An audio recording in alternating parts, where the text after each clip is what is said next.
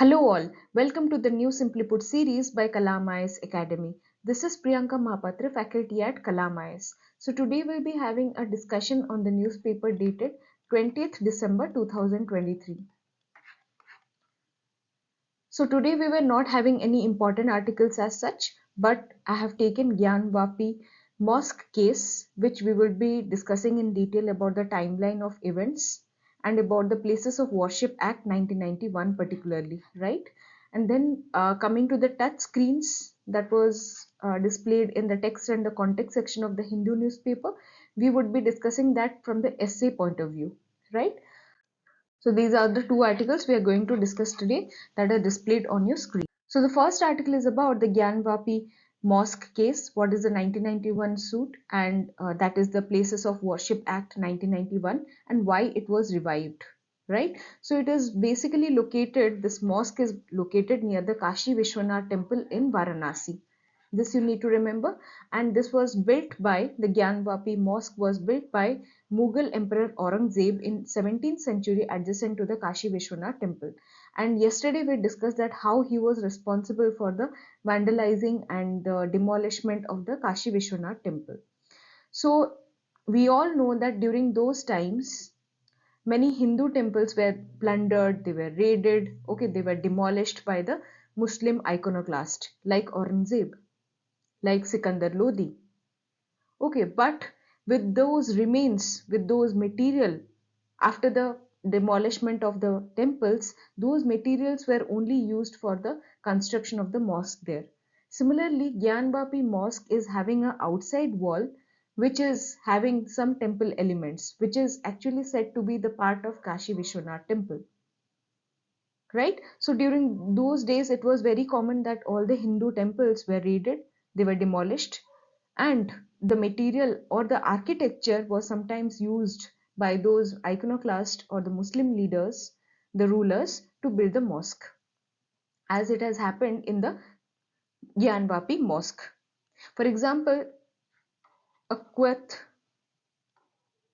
ul Islam. Okay, this mosque is having pillars of temple, right? So because of these reasons, Hindus, they claim that it is our place of worship because the exterior wall of the mosque was having the remains of the Kashi Vishwanath temple. So then they claim that it's our place of worship and it is to be given back to us.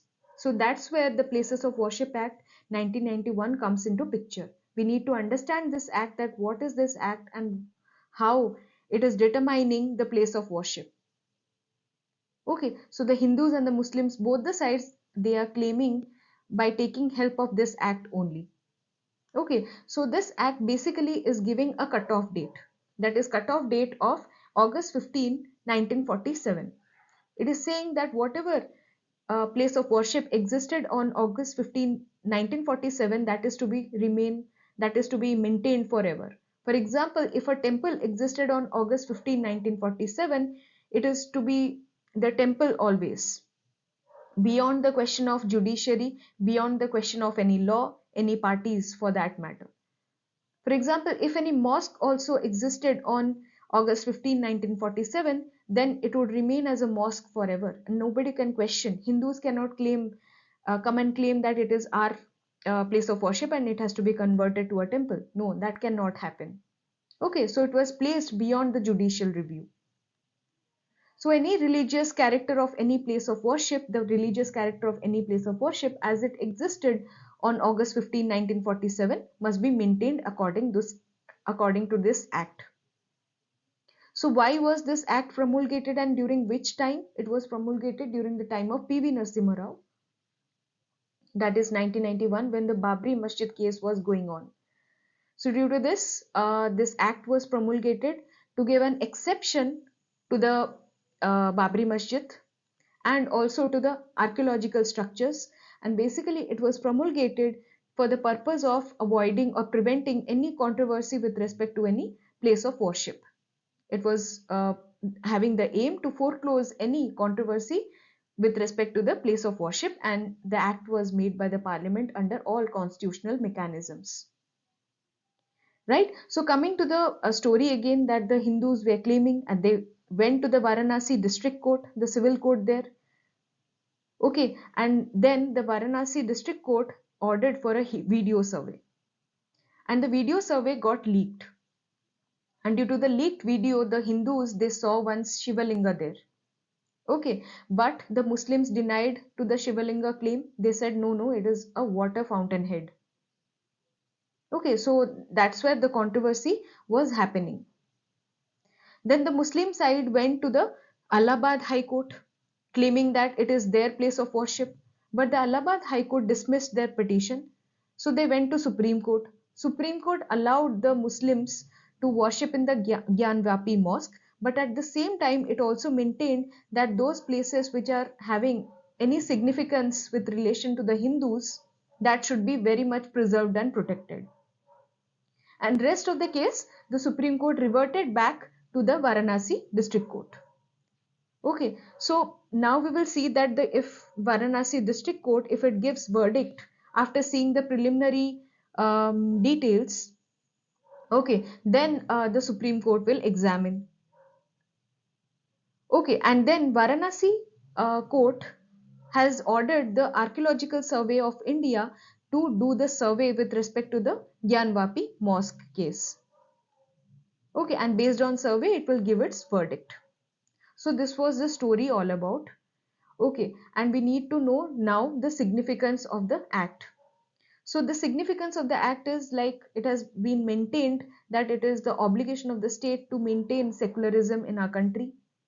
Okay, and due to this act, the equality of religions has been guaranteed, and it has been maintained that any historical wrongs cannot be remedied by people by taking laws into their hands. That means any historical wrongs with respect to the place of worship, it cannot be undone, okay, by taking laws into the hands of the people, right? And then coming to the challenges, there was a contention on the cutoff date, because the cutoff date was seen arbitrary by many parties. Then it was outside the judicial review, because it violated the basic structure of the constitution. That was also challenged. Again, it abridged the right to religion. The right to religion that is guaranteed under Article 25 and 26, that is said to be violated, because the places of worship cannot be changed, whatever it may be the situation. Okay, so this was all about this topic's discussion. Okay, so we'll see to the developments again if it has emerged again in the news. Let's now come to the second article, that is how do touchscreens work. So how do touchscreens work has come in the Hindu newspaper, and about the details pertaining to the physics is not at all important from our exam point of view. So how this article is important? This is important from our essay perspective, where any topic has come about man-machine relationship, man-machine interaction, machine learning, artificial intelligence. So there you can quote about the touchscreens, about the smartwatches. So the touchscreen technology, it has experienced rapid advancements over time with continuous innovation, right? So this has been characterized by those smartwatches, which has become a new frontier for the touchscreen technology. This is the highest level of touchscreen technology that we are experiencing today, which was invented by the engineer E.A. Johnson. So he wanted to have the man-machine interactions to the highest level, to the next level, rather than focusing on solely on haptic interactions with machines, right? So that's what he wanted to create, a technology that can seamlessly integrate with the human actions and behavior, contributing to a more intuitive and efficient interaction between individuals and machines that we are seeing today through smartphones, through smartwatches. Okay, but we haven't reached to a level like we see in the Iron Man, where the machines can become a seamless extension of man. Okay, that is yet to happen.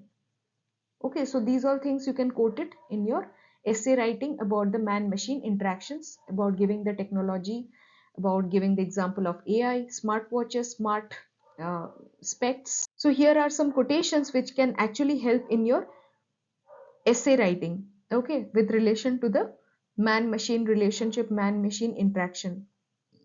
For example, the machine does not impose its own mind on us, it reflects our mind. We shape our tools and therefore our tools shape us. What do you mean by this? We shape our tools and therefore our tools shape us. This can come in your exam. Okay, you can practice this essay topic. Okay, so what does this mean?